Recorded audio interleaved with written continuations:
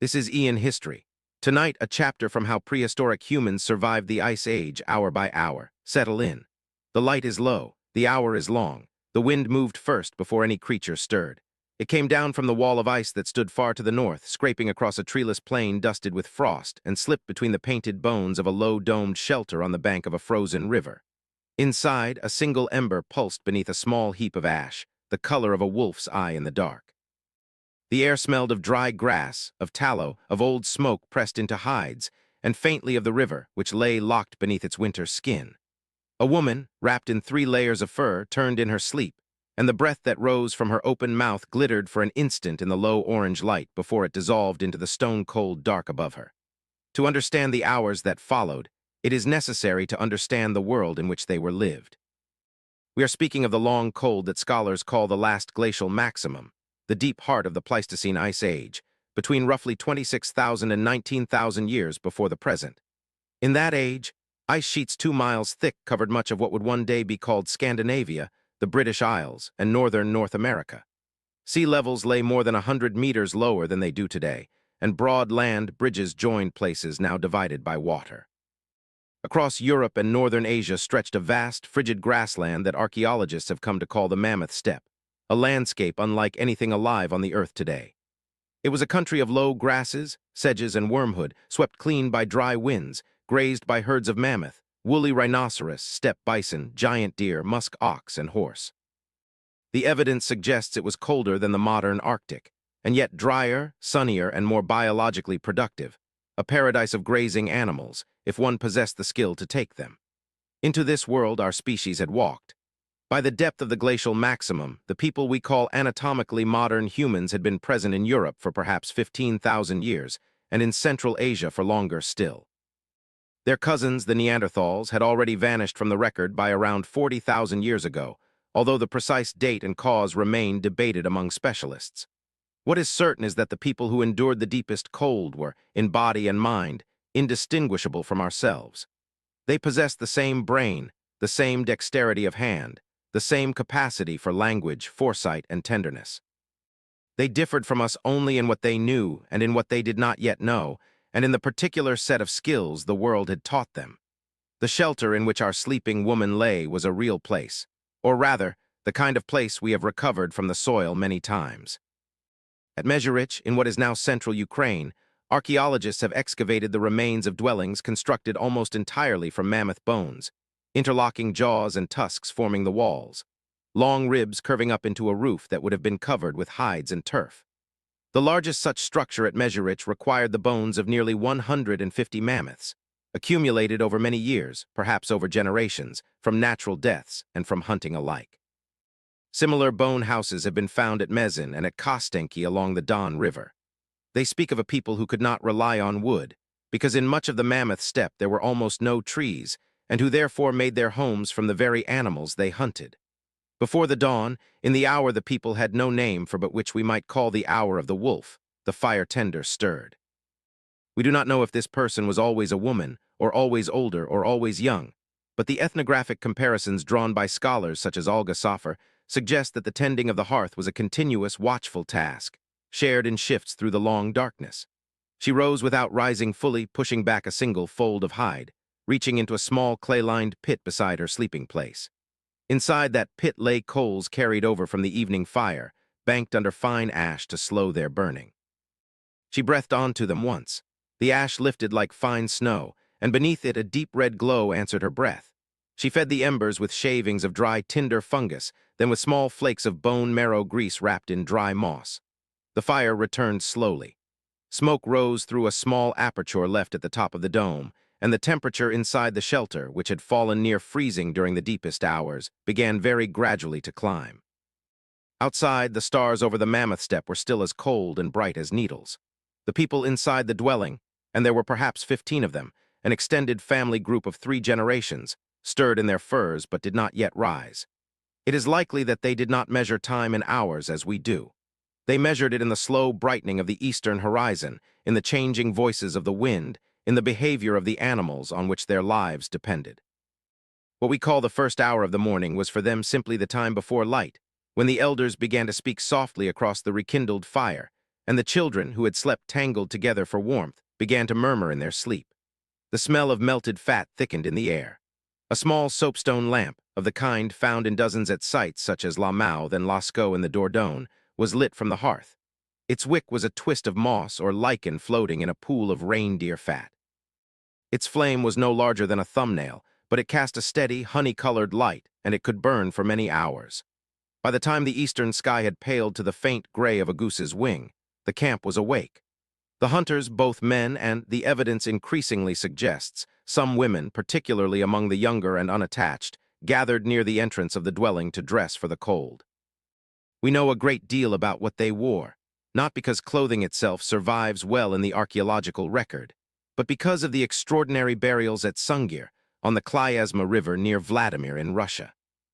There, in graves dated to roughly 34,000 years ago, the bodies of an adult man and 2 children were found adorned with thousands of ivory beads arranged in patterns that traced the outlines of fitted, tailored garments, long tunics, trousers sewn to soft, moccasin-like boots, hooded cloaks, and beaded caps. The beads had once been stitched to clothing that has long since decayed, but their positions preserved its cut. The Sungir burials show us that by the deep Upper Paleolithic, people were not draping themselves in raw hides. They were tailoring. To tailor, one needs needles, and the eyed needle is among the most quietly miraculous inventions of the Ice Age. The earliest known examples, made of bird bone and mammoth ivory and pierced with a delicately drilled eye, date from around 45,000 years ago at the Denisova cave in Siberia, and they are found across Eurasia by the time of the Glacial Maximum. With a needle and a thread of sinew, a skilled seamstress could make a garment that fit the body closely, that trapped a layer of warm air against the skin, that allowed free movement of the arms and shoulders for hunting. Without such a needle, survival in the Pleistocene winter would have been, the evidence suggests, all but impossible. The eyed needle made the cold endurable. It was, in its quiet way, as decisive a technology as the spear, so the hunters dressed. Beneath their outer fur cloaks they wore inner shirts of finely worked deerskin, scraped almost to softness. Their trousers were sewn directly to their boots, so that no snow could climb the leg. Their gloves were lined with the down feathers of waterfowl, plucked and saved in the warmer months. Around their heads they wore caps of fox or hare, with the fur turned inward, and across the lower face a strip of softer skin or fine fur to keep the breath from freezing on the upper lip. They moved softly, deliberately, conserving energy. They had learned, perhaps from their grandparents and their grandparents' grandparents, that haste in the cold was a kind of small death. A hunter who broke into a sweat in the morning would freeze before noon. While the hunters dressed, the women who would remain at the camp, older women, nursing mothers, an aunt with a healing leg, began the day's first labors. We must take care here, because the assumption that hunting was always exclusively male and gathering always exclusively female has come under sustained and respectful challenge from researchers such as Pamela Geller and others working in the bioarchaeology of sex and labor. The evidence from skeletal markers, from grave goods, and from ethnographic comparison suggests that roles were more fluid than older accounts allowed. What we can say is that the camp itself was a place of continuous work. There was always a hide to be scraped, a thong to be cut, a strand of sinew to be twisted. There was always wood where wood could be found or bone to be split and shaped. The fire had to be fed, the children had to be watched. The dogs, for there were by this period dogs, the first domesticated animals, descended from a wolf line tamed perhaps 30,000 years ago or even earlier, had to be fed scraps and spoken to. Outside, the hunters tested the air. They lifted handfuls of fine snow and watched how it fell from their fingers. They turned slowly in place and listened for the deep silence that meant the herds were near, or the small, dry noises of wind in stiff grass that meant the herds had moved on. They carried their weapons lightly, a long spear of straightened wood, often hardened at the tip by fire and tipped with a leaf-shaped point of fine flint, or in some regions of bone or ivory. Some carried a second, lighter spear and a hooked piece of antler or wood, the implement we call a spear thrower or atlatl. By using a spear thrower, a hunter could send a light dart at speeds approaching 100 kilometers per hour and could strike a large animal from a distance at which the animal might never see him. The hunt itself, in the deep Ice Age, was rarely the wild chase of popular imagination. It was patient, cooperative, and analytic. The hunters of the mammoth steppe moved in groups of perhaps 4 to 8, sometimes more for larger animals. They read the snow as we read a page. The track of a horse was distinct from the track of a reindeer. The track of a young bison was distinct from that of an old bull. They could tell from a bent stem of grass which way an animal had passed, and from the depth of a print how fast it had been moving, and from the color of a dropping how recently it had paused. Among modern hunting peoples observed by anthropologists, this skill is so refined that it functions almost as a form of writing, a script of the natural world legible only to the literate. We have no reason to think the people of the Mammoth Steppe were less skilled, and many reasons to think they were more. When the hunters found their herd, perhaps a small group of reindeer feeding in a sheltered hollow where the snow had blown thin and the dry grass beneath was easier to reach, they did not immediately attack. They watched, they circled at a great distance, taking the wind, noting which animal was old, which was lame, which had wandered slightly from the others. They chose. The chosen animal would, if all went well, feed the camp for many days, and its hide and sinew and bone and antler would feed the camp's work for longer still. The kill, when it came, was usually quick. A spear driven low into the side, behind the shoulder, into the lungs or the great vessels of the neck. The animal would run and bleed and stagger and fall, and the hunters would follow at a steady pace, knowing where the body would lie before it lay there. But mammoth, when they were taken differently. The mammoth was the cathedral of the Ice Age, the animal whose flesh fed many mouths, whose tusks built houses, whose long curving ribs lent themselves to roof beams, whose hide could cover an entire dwelling. The evidence from sites such as Udinovo and Kostenki suggests that mammoth hunting was at best occasional and at worst exceptionally rare, and that much of the bone accumulated in great Ice Age dwellings came not from active hunts but from natural mortality on the steppe, frozen carcasses found and excavated from gullies, or animals weakened by age and storm and finished with the spear. We are not certain. The hunting of a healthy adult mammoth, with its great curved tusks and its quick intelligence and its capacity to defend its young, would have been a feat of nerve and coordination. When it succeeded, it became a story told for the rest of a person's life. While the hunters worked at the edges of the herd, the camp moved on through its own quiet rhythm.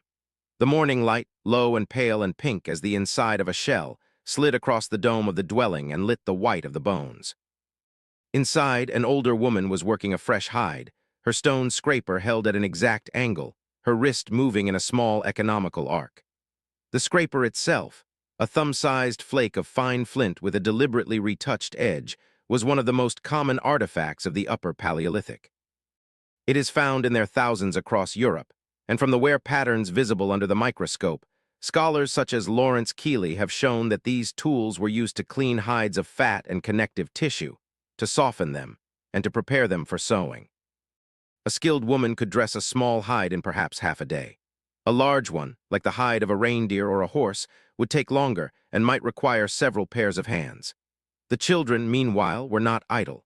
The evidence increasingly indicates that childhood in the Ice Age was a long apprenticeship in skill. At a number of sites in France and Central Europe, archaeologists have identified small footprints in cave clay and small handprints in pigment that almost certainly belonged to children, sometimes children very young, no more than 2 or 3 years old, walking alongside adults deep into the lit dark of caves like Dodabert and Chauvet. Children gathered moss and lichen for the fires. They held the cords that bound bundles of long ribs to be carried back to camp.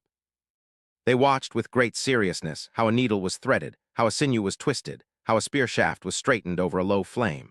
By the time they were 10, they could do everything an adult could do, although less strongly and less swiftly. By the time they were 15, they were adults in every meaningful sense. The Sungir burials, which include those of 2 children, show that even the young were honored with the same elaborate beadwork as adults, suggesting that childhood was esteemed and not merely endured. Around what we might call midday, the hunters returned. The kill, when there had been one, was butchered at or near the site where the animal fell, because to carry an entire carcass over snow and broken ground was a labor beyond reason. The hunters worked quickly, while the meat was still warm and the joints would yield. They drew long stone knives from sheaths at their belts and opened the animal along its belly. The internal organs, the liver, the kidneys, the heart, the long coils of intestine, were the first to be removed and often the first to be eaten. There is good evidence, drawn from ethnographic comparison with high-latitude hunting peoples of the historical era, that fresh organ meat was prized not only for its taste, but for its content of vitamins, particularly vitamin C, which is otherwise scarce in a winter diet without plant foods. The hunters of the Mammoth Steppe almost certainly knew, without naming it, what we now call the science of nutrition. The meat was divided into pieces a man or woman could carry. The hide was rolled. The long bones with their cargo of marrow were carried separately. Nothing was wasted. Even the contents of the stomach in some traditions were preserved as a kind of fermented dish. The hooves and the bone scraps that could not be carried were sometimes cached, marked, and returned to later. The hunters walked back to the camp in a long file, their burdens dark against the white of the snow, their breath rising in steady plumes. They did not hurry. To hurry was, again, a small death. When they arrived at the camp, the response was not jubilation, but a steady, organized welcome. The meat was hung from a wooden frame, away from dogs, where it would freeze in the open air and keep for many weeks. The hide was unrolled near the fire and inspected. The marrow bones were set aside for the evening meal. The hunters undressed slowly in the warmth of the dwelling, peeling away each outer layer and laying it carefully so that the snow could be brushed from it before it melted. Wet clothing in the Ice Age was, the evidence suggests, the single most dangerous condition a person could fall into. Dryness was life. Sweat was the enemy. Even small failures of warmth could become, by nightfall, fatal failures. The afternoon hours, by such reckoning as the people kept, were the hours of patient making. Around the hearth, the camp's tools were repaired, replaced, refined. A young man, perhaps in his late teens, sat cross-legged with a fresh nodule of flint between his knees and a small antler hammer in his hand. He struck the stone with a careful, glancing blow. A long, thin blade flew off, what archaeologists call a prismatic blade, the signature production of the Upper Paleolithic toolmaker. He set it aside, struck again, and again until a small fan of identical blades lay before him on a hide. Each blade could be further shaped into a knife, a scraper and all, or with careful retouch, a fine projectile point. The technology, which scholars such as Francois Borde spent their lives classifying, was not crude. It was, in its way, as exact and as elegant as any cabinet-maker's craft. Beside him, an older woman bent over a half-finished garment, her needle of polished bone moving with steady, small flickers. She was attaching to the cuff of a child's sleeve a row of small pierced shells, shells brought, by trade or by long journey, from a coast hundreds of kilometers away. The networks of exchange in the Ice Age were broader than was once supposed. Marine shells appear in inland burials. Baltic amber moves south. Distinctive flints from particular outcrops, such as the chocolate flint of the Polish Holy Cross Mountains, are found at sites far from the source. There were no markets, but there were exchanges. Gifts, perhaps, marriages, perhaps, and the slow drift of valuable objects along chains of kinship and friendship that may have reached across the breadth of a continent. A man somewhat older than the toolmaker, perhaps 40, which in the Ice Age was already an age of considerable seniority, though not so rare as was once supposed, sat with a piece of mammoth ivory in his lap. He was carving. From the smooth, pale curve of the tusk, beneath the light passes of his stone burin, the shoulders and breasts of a small female figure were emerging. We have hundreds of such figures, the so-called Venus figurines, from sites ranging from the Pyrenees to Siberia. The famous Venus of Willendorf, found in Austria, was carved roughly 25,000 years before the present. The Venus of Dolní Věstonice, in what is now the Czech Republic, was modeled from clay and fired in a kiln, perhaps the oldest fired ceramic object in the world. What these figures meant to their makers we do not know. Various scholars have proposed that they represent goddesses, that they represent ideals of fertility or abundance, that they are self-portraits, that they are charms for safe childbirth, that they are simply art for art's sake. The truth, almost certainly, varied from one figure and one place to another, and is now beyond our retrieval. What we can say is that the people who carved them were not only hunters and toolmakers. They were artists, and they had been so for a very long time. As the afternoon wore on, the light outside took on the curious blue depth that comes to the steppe in late winter, when the sun rides low and the snow holds the light long after the sun has fallen. Inside the dwelling, the lamps were lit again, and the fire was built up. The smell of cooking began. A pot, and yes, in some regions of the late Ice Age there were pots, baked from clay, although in many regions cooking was done in skin bags or wooden vessels into which fire-heated stones were dropped, held a thick broth of bone, marrow, and dried plant fragments saved from the previous summer. Meat from the morning's kill, cut into long, thin strips, was hung above the fire to smoke and dry, so that it might be carried on later journeys or saved against a thin week ahead. The evening meal was the great social act of the day. The people gathered close around the hearth, on hides arranged in a rough circle, and they ate slowly. There was an order to the eating, almost certainly. Children, elders, hunters who had been in the cold all day, all had their portions, and the divisions were made with a care that we glimpse in the patterned distribution of bones at sites such as Pinsevent in the Paris Basin. There, in a level dated to the Magdalenian, archaeologists led by Andrei Lara-Gurhin reconstructed an entire encampment from the spread of artifacts on the ground. Hearths, scatters of flint debris, refits of broken blades, and the bones of reindeer in piles that told them where animals had been butchered, where meat had been eaten, where bones had been thrown after the marrow was extracted. From such reconstructions we know with some confidence where people sat, where they slept, where they worked, and how they lived. After the meal in the long lamplit hours came the telling. We do not know, of course, what was said. No story from the Ice Age survives because no story was written and the human voice does not preserve in the soil. But the evidence suggests very strongly that stories were told. The complexity of language, attested in the brain's structure and in the indirect signs of symbolic behavior, was certainly equal to ours. The need for stories, for the passing of knowledge between generations, for the binding of a small group through shared imagination, for the comforting of children, for the rehearsal of crises before they arrive, would have been as great then as ever after.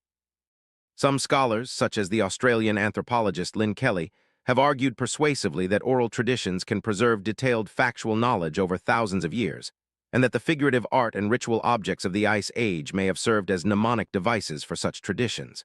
We cannot test the contents of those stories. We can only say that they were almost certainly told. Some of the telling took place not by the hearth but deeper still, in the lit dark beyond the camp. In southern France, in northern Spain, in parts of Central Europe, and at scattered sites across Eurasia, the people of the Upper Paleolithic painted on the walls of caves. The greatest of these caves, Lascaux, Chauvet, Altamira, Cosquer, Cussack, El Castillo, preserve images of breathtaking sophistication. Bison, horses, deer, mammoth, woolly rhinoceros, and aurochs run, plunge, and graze across the rock, their bodies modeled with the rounded contours of the stone itself, their proportions exact, their movement rendered with an intelligence of line that anticipates by 20 millennia anything that Western art would achieve again. At Chauvet in the Ardèche, paintings dating to roughly 36,000 years before the present show lions with delicately graded muzzles, rhinoceros in profile with the second horn drawn through the body to indicate depth, and a panel of horses in which 4 heads emerge from a single dark shape like a single thought taking form. The painters worked by lamplight, hundreds of meters from the entrance, on their backs and on their knees, in absolute silence broken only by the sound of breath. Whether what they painted was magic, or religion, or instruction, or art for its own sake, we cannot finally say, but we can be certain that those who painted there were not survivors merely. They were, in the deepest sense, makers of meaning. Beyond the painted caves were the smaller, more domestic objects. The flutes carved from the bone of cave bear and from the wing bones of vultures, found at sites such as Hoel Fels and Jason-Klösterl in the Swabian Jura of southern Germany, are the oldest musical instruments known to us. They date to roughly 40,000 years before the present, and when modern researchers have reconstructed and played them, they produce a clear pentatonic scale capable of carrying melody. The people of the Ice Age made music. They sang. They had, the evidence implies, songs. Whether they had songs in winter for the going of the light and songs in spring for its returning, we cannot know. But we may suspect that they did. As the deep dark gathered outside, the small children were tucked into their furs. An aunt or a grandmother sang to them in a low voice, her hand moving in slow circles on the wool of a sleeping cap. The older children sat up longer, listening to the talk of the adults, learning by listening, as children have always learned. The lamps were trimmed. The fire was fed. The dogs settled at the entrance, their backs against the bone wall, their ears moving slightly even in sleep. Outside, the wind had risen, and the long, cold whisper of the steppe filled the world from horizon to horizon. The hours of full night were not, for the people, a single sleep. The evidence from many traditional societies and from physiological studies of human sleep without artificial light suggests that the natural sleep of our species in such conditions was biphasic. A first sleep beginning soon after dark, a quiet waking in the middle hours of the night, and a second sleep before dawn. The waking in the middle hours was not anxious. It was a time for soft talk between partners, for prayer or quiet thought, for the meeting of lovers, for the writing of dreams onto memory before they faded. The hearth still glowed. The lamps had burned low or been doused. The cold pressed against the dome of the shelter, but inside, where many bodies slept close together beneath shared hides, the air was warm. In one corner, an old man lay with his eyes open, looking at the curve of mammoth jaw that formed the wall above him. He had perhaps lived nearly 50 winters, an age that placed him among the oldest in the camp. The bones would later show, suffered a broken arm in his youth, which had healed badly, and the long ache of arthritis in his lower spine. He could no longer hunt, but he was, in every sense, indispensable. He remembered. He remembered the year the great river had not frozen until almost midwinter. He remembered the year a herd of bison had been driven into a wash and many had been taken in a single day. He remembered the names, if names is even the right word for what they were, of his mother's mother and her mother before her. He remembered the songs. The evidence from sites such as Last Glacial Saints, where even Neanderthals appear to have cared for the elderly and the disabled, suggests that human compassion is very old. The evidence from sites such as Sungir, with its richly buried adolescent children, suggests that human grief is older still. In the silence of the deep hour, somewhere on the steppe outside, a wolf called. The dogs at the entrance lifted their heads briefly and listened, then settled again. The wolf was not their wolf. The wolf belonged to a different lineage, a wilder one, and the dogs knew the difference. They had been with the people for many generations by then. They had hunted with them, slept with them, eaten with them, watched the children with them. They had become a different kind of animal. The bond between the human and the dog, the evidence increasingly indicates, was forged in this very cold, in this very night, in shelters very much like the one we have been inside. Slowly, almost imperceptibly, the second sleep took the camp. Bodies turned, breaths deepened. The fire dropped to embers under careful ash. The lamps were extinguished. The old man, his eyes finally closed, dreamed of his mother. The children, deeply asleep, dreamed of running. The hunters dreamed of animals, of seeing them clearly, of moving toward them silently, of the moment in which the spear left the hand. The dreams of the Ice Age cannot be reconstructed, but the brain that dreamed them was the same brain we possess. There is no reason to suppose its dreams were any less rich. The hours before dawn were the coldest. The fire had to be tended again, perhaps by the same woman who had tended it before, perhaps by another. The wind had fallen. The cold had settled. Frost climbed the inside of the bone walls and traced fern patterns on the hide above the door. The fire tender added small sticks to the embers, breathed onto them, watched the first weak flame return.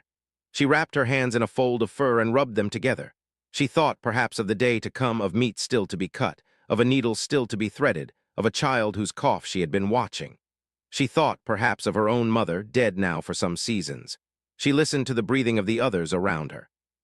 She was, although she would not have used these words, since these words would not exist for tens of thousands of years to come, a member of a species that had taught itself, over hundreds of generations, how to be warm in the cold, how to be fed in the lean, how to be human in a world that had not been made for human comfort. When at last the sky began to lighten, it did so very slowly, first as a thinning of the eastern blackness, then as a band of gray, then as a faint blue. Day that was about to come would be much like the day that had passed. There would be hunting, or there would be no hunting, and only the patient labor of preparation for the next chance. There would be tools to make. There would be hides to scrape. There would be food to share, songs to sing, stories to tell, children to teach. There would be small wonders, the print of a fox in fresh snow, the sound of ice cracking on the river, the particular quality of light at noon when the sun broke briefly from a flat lid of cloud. There would be small griefs as well. The old man might not see another summer. A child's cough might worsen. A hunter might not return. Among the burials of the Upper Paleolithic, we find all the human possibilities, peaceful old deaths, violent young ones, the careful interment of stillborn infants laid head to head with their mothers. The sources of grief in the Ice Age were as deep as those of any age since. But on this particular morning, on the bank of a frozen river under the unfolding gray of the steppe sky, no grief had yet come. The camp was alive. The fire was alive. The river ran beneath its ice, and the herds moved somewhere in the far blue distance, and the painted caves to the south held their lamplit silences, and the songs that no one now remembers were still being sung. The people did not know, of course, that the long cold would end. They did not know that within a few thousand years the great ice sheets would begin their retreat, that the steppe would yield to forest in many places, that the mammoth would dwindle, and the bison would dwindle, that the seas would rise and drown the long beaches over which they had walked. They did not know that their descendants would learn to plant the wild grasses they now only gathered, would build cities of stone, would write down at last the songs they could only sing. They knew only what was before them, the dawn, the work, the small kindnesses of a small group. That in the end is perhaps the most remarkable thing the archaeology shows. It shows people who, against a climate harsher than any we have ever known, against a landscape almost empty of trees, against the constant pressure of cold and hunger and the long dark, made for themselves a life that was not merely endured but lived. They made art. They made music. They made for their children clothes stitched with beads. They cared for their elders, their injured, their dead. They invented again and again the small technologies, the eyed needle, the spear thrower, the soapstone lamp, the bone harpoon that turned a hostile world into a habitable one. They thought and they remembered and they passed on what they had learned. The evidence suggests, in short, that they were us, not the rough sketch of us, not the precursors of us. Us already fully with the same hands and the same hearts and the same long capacity for tenderness and patience that we have today. When we read the rock of Chauvet or look upon the carved ivory of a small Venus figurine, when we hold in our minds the image of a Sungir child laid in her grave with thousands of careful beads stitched to her vanished gown, we are not looking at strangers. We are looking at family. They survived the Ice Age hour by hour because they had each other, because they had the fire, because they had the long inheritance of knowledge passed from mouth to ear and from hand to hand. They survived because they were, even then, the kind of creature that tells stories in the dark and listens and remembers. The light, by now, was reaching the entrance of the dwelling.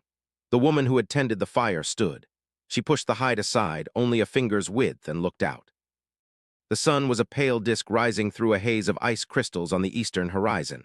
The steppe ran on into the distance, white upon white. Somewhere in that distance the herds were rising too. Somewhere a hunter was already watching them, choosing. She let the hide fall. She turned back toward the warmth, toward the small bright fire and the sleeping bodies and the soft sound of a child beginning very quietly to wake. That is where we leave it for tonight. The lanterns are dimming. Sleep well, and we will meet in the next age.